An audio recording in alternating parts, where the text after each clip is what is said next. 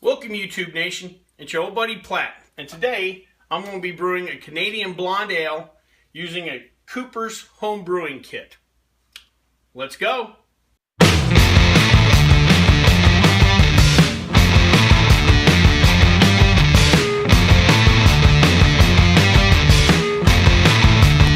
Well, the first rules of homebrewing is that while you homebrew, you need to enjoy a homebrew. Oh man, that's quenching. That's an apple cider I made on a previous video. Now in this video, we're going to brew up a Canadian Blonde Ale using Cooper's. Now if you remember from the Mr. Beer video, Cooper's and Mr. Beer are under the same company. Cooper's is an Australian brewery and brew supply shop. And if you go on their website, they sell a beer kit similar to Mr. Beer, but generally in larger batch sizes. Here in the US, you can buy Cooper's, but you're pretty much buying the same thing as a Mr. Beer kit. And if you've seen the newer Mr. Beer kits, they're going to the fermenter style of the Cooper beer kits you see in Australia. Now here in the US, in a lot of the brew shops, what you're going to see is not the kit with the fermenters and the bottles and everything, but you're going to see these cans of hopped malt extract. And that's what we're going to use today. Now one of the first things you'll notice the difference between Mr. Beer and Cooper's is that in the Cooper's recipe, they suggest that you add their pack of booster, like the old Mr. Beer kits used to have. Now either you can buy the booster pack from them, or you could use dextrose, table sugar, malt extract, what have you. And what this does is give additional body and alcohol content to the Cooper's beers that you notice on Mr. Beer wasn't there. Remember, Mr. Beer was only coming out around 3.7% alcohol. This Canadian Ale is going to come out into the mid-5s. Well, now that we've discussed Cooper's and a little background on the kit, let's get to brewing. The first thing you want to do with this Cooper's beer kit, of course after you've sanitized all your brewing equipment, is you want to take the lid off, and on top of the lid you'll find a packet of their yeast, and you'll also find the instructions to the kit. It'll go over everything you need to do to make a good brew, and I suggest you read the instructions thoroughly. So take that out, and now take the can of the hopped malt extract, and you want to put it in hot water. Remember we did this with Mr. Beer. The stuff inside is real thick, and we want to make sure it comes out nice and easy when we're ready to brew. So let's go to the next step. Now that we've got the hopped malt extract heating up, our next step is to take our clean and sanitized fermentation bucket, and we're going to add 1 kilogram, or a little over 2 pounds, of dextrose to it. Now dextrose is just glorified sugar, and if you want to, you can just use regular table sugar with it. You can also use malt extract, dried malt extract, that you bought at the same homebrew shop that you bought the Cooper's at. Now in future episodes we'll break down the differences between the different kinds of sugars. But what this dextrose does is increases alcohol content and boosts body. So all we're going to do is put that in the bottom here.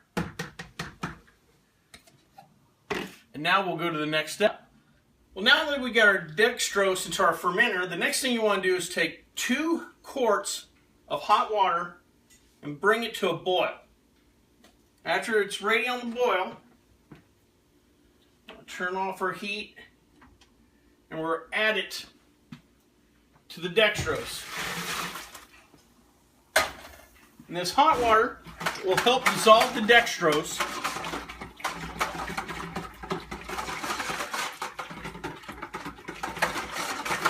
And you want to stir this till it becomes a clear solution.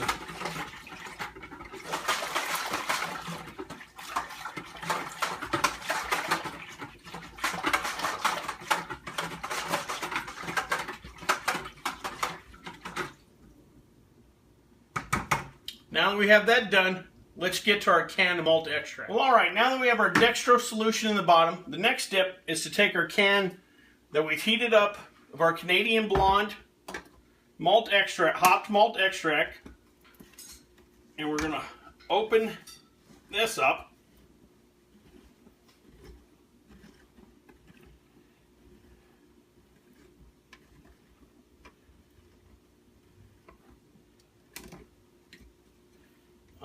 Alrighty.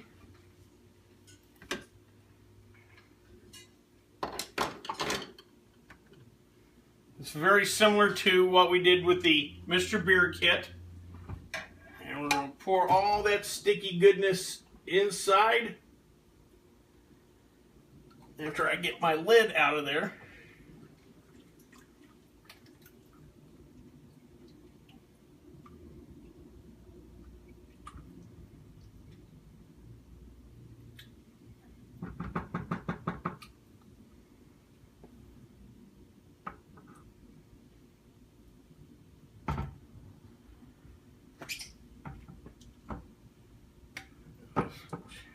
Here.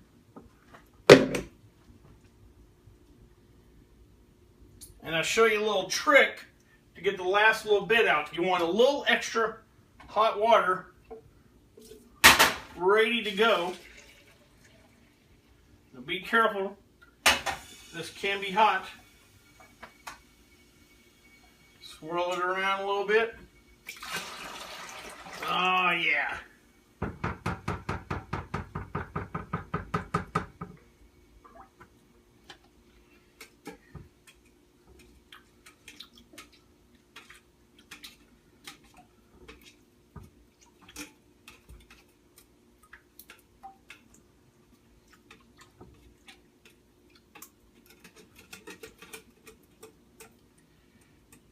This is the fun about home brewing. It's never easy. All right.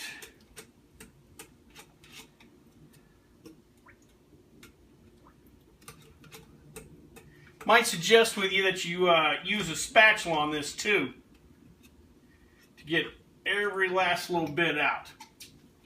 And then you want to stir the malt extract into your dextrose solution.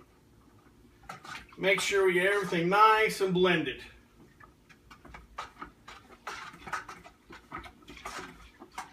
And after we do, we'll add a little bit more water.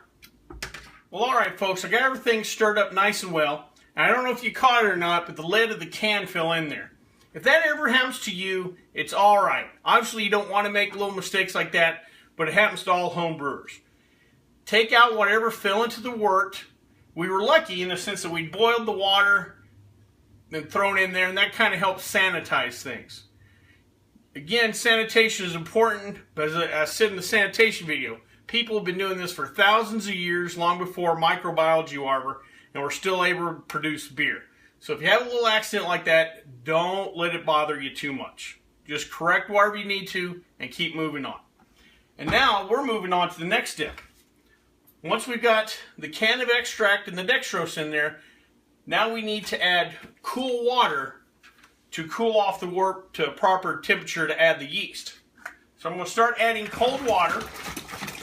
On the Cooper's Beer Kit, it's going to tell you to fill up to the 20 liter line. For us, we're going to fill up to about 4 gallons in this fermenter. After that, we're going to take a temperature and see how much more we need to cool off the wort to get to a proper temperature. On the Cooper's Beer Kits, you're shooting for around the mid-60s. So I'm going to keep filling this up and we'll see what we get. Alright, so I'm filled up to the 4 gallon mark, and I'm going to take my first temperature reading and see where we're at.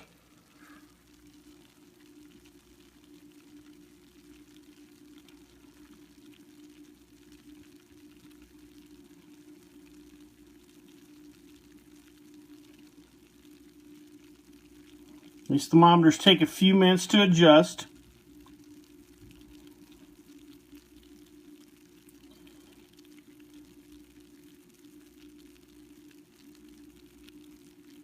And as you can see, we're already a little higher temperature-wise than we want to be. So that means we're going to have to add a little more cold water.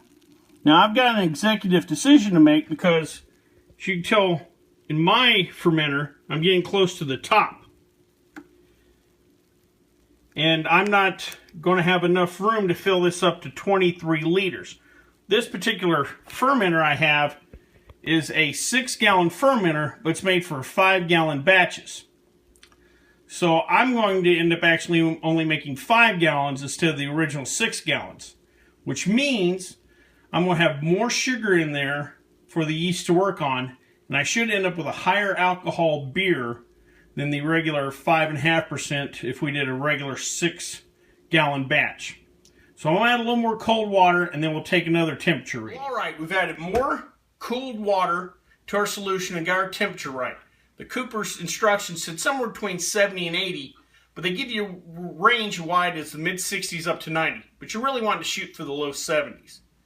Little hint here, if you can't get the temperature down, just throw some ice in there. We're adding water anyway, so it doesn't matter. After we do that, we're going to take what's called a specific gravity reading. Basically, it's a reading of how much sugar's in our little solution here for the yeast to eat. Cooper's beer kit suggests you hit somewhere around 1.042. We're hitting at about 1.050, and that's because we're only doing 5 gallons instead of a regular 6 gallons. I have a smaller fermenter. After you have that done, the next thing you'll want to do is pitch the yeast. Basically, all we're going to do is just sprinkle the whole pack on top.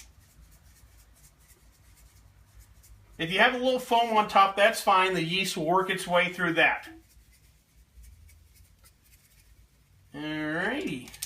We've got that in there. Now we're going to put our lid, airtight lid on top.